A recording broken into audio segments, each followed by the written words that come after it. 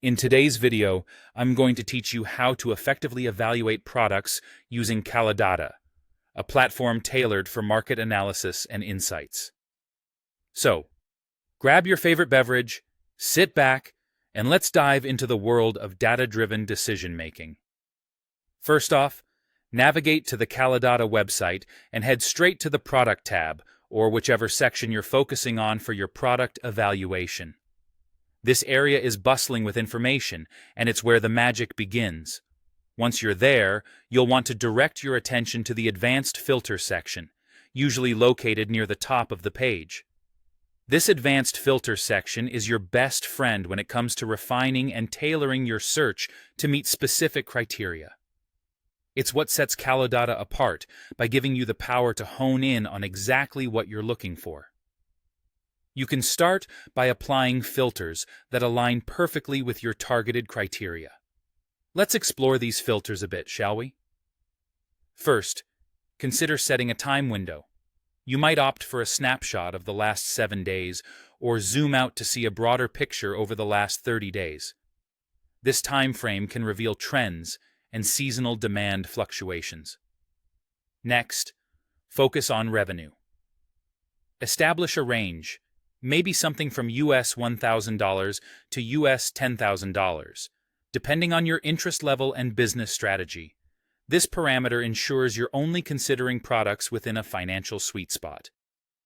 Now onto the revenue trend. By selecting Growing, you can pinpoint items with upward momentum.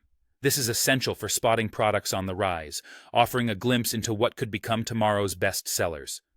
Consider also the average unit price, where you'll need to set a comfortable range. Anywhere from US $15 to US $75 could be a logical spectrum based on your market segment.